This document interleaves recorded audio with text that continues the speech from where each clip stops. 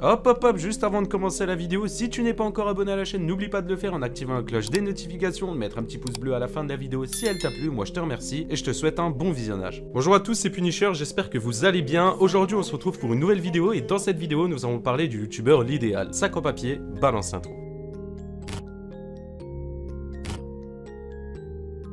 Écoutez bien cette vidéo du début à la fin pour la comprendre dans son intégralité, c'est vraiment important. J'aimerais commencer cette vidéo par prévenir que cette vidéo n'est absolument pas une attaque, elle est juste là pour dénoncer certaines choses que fait ce youtubeur. J'aimerais commencer en parlant directement de sa chaîne YouTube et si vous ne le connaissez pas, l'idéal est un youtubeur de plus d'1 million d'abonnés. Sur sa chaîne, tu retrouveras des vidéos IRL, des délires entre potes et même parfois avec d'autres influenceurs, mais aussi des vidéos parfois très longues.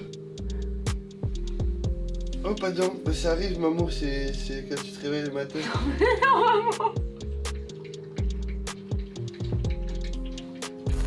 Qu'est-ce que tu fais? Y'a tout le monde là, arrête! Arrête, y'a tout le monde dans la baraque là! Abuse là! Habille-toi! Ben Habille-toi! Ben non. Habille-toi, je t'attends. Alors maman, qu'est-ce que tu penses de moi comme ça? J'aime beaucoup. Dans cette petite tenue extrêmement légère, hein?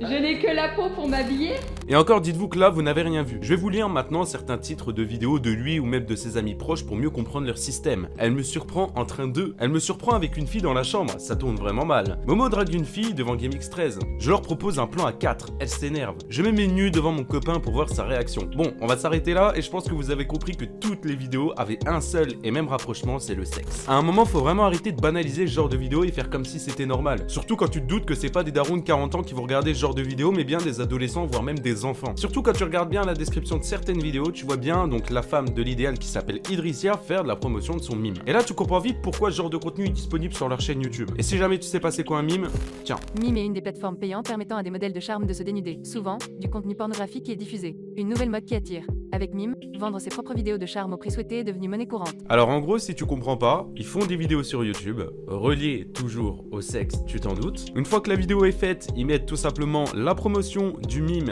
dans la description. Alors bien entendu, si tu adores ta youtubeuse préférée pour 19,99€ par mois, tu peux tout simplement déflouter des médias, tu peux également parler avec elle librement, tu peux lui demander des contenus personnalisés, recevoir des contenus privés et exclusifs, et tu peux également participer à des lives et événements privés. Et le problème dans cette histoire, c'est pas qu'elle a un mime ou quoi que ce soit, le problème c'est qu'elle en fait la promotion sur sa chaîne YouTube là où elle sait qu'elle a une communauté où il y a des personnes qui sont assez jeunes, etc. Maintenant j'aimerais vous parler de sa dernière vidéo, bref, si vous l'avez pas vue, n'hésitez pas à ne pas aller la voir, c'est la vidéo de son plan A4, etc. Et au début de sa vidéo, elle fait tout simplement un placement de produit pour Piggygo. Bon, n'allez pas voir parce que c'est vraiment un jeu qui pue la merde. Ah putain, je viens de louper une OP du coup. Eh merde. Bon, c'est pas grave, au pire des cas, j'ouvrirai un compte OnlyFans et puis j'en ferai de la promotion sur ma chaîne YouTube, comme ça je serai riche. Non, plus sérieusement, déjà faire la promotion d'un jeu mobile qui pue la merde, c'est pas ouf. Mais en plus de ça, quand tu le déclares pas aux yeux de YouTube dans ta vidéo, c'est pas écrit inclus une communication commerciale, ça c'est encore pire. Parce que je le répète encore une fois, quand tu fais un placement de produit dans une de tes vidéos, t'es obligé de cocher la petite case contient une communication commerciale. Pour déjà prévenir dans un premier temps ta communauté et dire qu'il y a un placement de produit dans cette vidéo, et de plus pour prévenir tout simplement YouTube. Ah oui, j'aimerais revenir sur quelque chose. Vous voyez cette vidéo où je me mets tout nu devant mon copain pour voir sa réaction? Eh bien si on regarde dans l'onglet communauté de l'idéal, il y a plein de personnes qui pensent comme moi, et ça me rassure, au moins je me dis que je suis pas tout seul. Je vous affiche quelques commentaires à l'écran, comme ça vous pouvez vous rendre compte que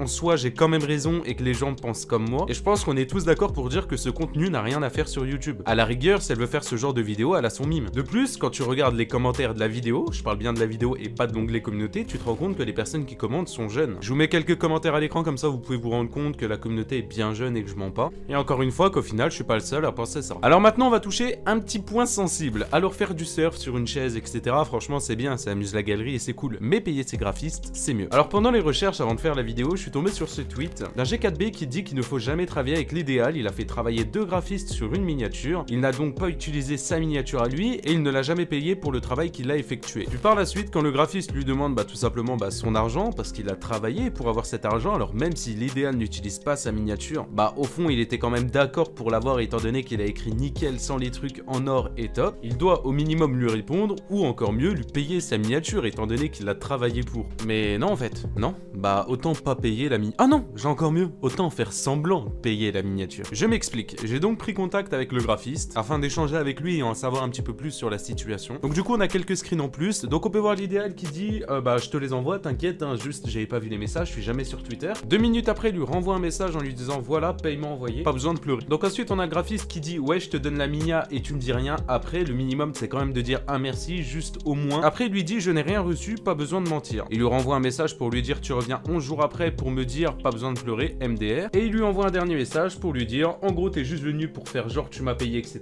Puis repartir, MDR, incroyable professionnalisme. Alors attention, date importante à retenir, tout ça s'est passé le 31 août. Je lui ai donc demandé au graphiste directement de m'envoyer un relevé de son compte PayPal si ça le dérangeait pas, chose qu'il m'a envoyé. Bien entendu j'ai flouté les informations personnelles. Du coup on peut apercevoir 2 transactions le 31 août, donc de l'argent reçu 20 €, donc c'est pas ça, je vous rassure tout de suite, étant donné que comme on peut le voir au screen, il lui demande bien 15 € pour la miniature. Et une autre transaction, mais c'est là où il envoie de l'argent, donc ça a strictement rien à voir. Donc en plus de pas payer le graphiste, il fait semblant de le payer, c'est encore pire. Et puis au pire des cas, s'il aurait vraiment donné l'argent, il aurait répondu après au message. Donc en plus d'être un menteur, c'est un voleur. Et ça je suis désolé, mais il faut le dire, que tu sois monteur, que tu sois graphiste, que tu sois ce que tu veux, si tu te fais avoir par un youtubeur, un influenceur, un streamer ou quoi que ce soit, il faut en parler, parce qu'après tout travail mérite salaire. Bon alors il y a quand même quelque chose que j'ai pas précisé depuis le début, mais il y a énormément de vidéos qui sont fake. D'ailleurs comme celle qui est sortie le 7 septembre 2021, je me suis fait agresser dans la rue, il vole le chien. On a juste à aller à 7 minutes 42 pour se rendre compte qu'elle pleure pas vraiment et on voit que c'est de la comédie.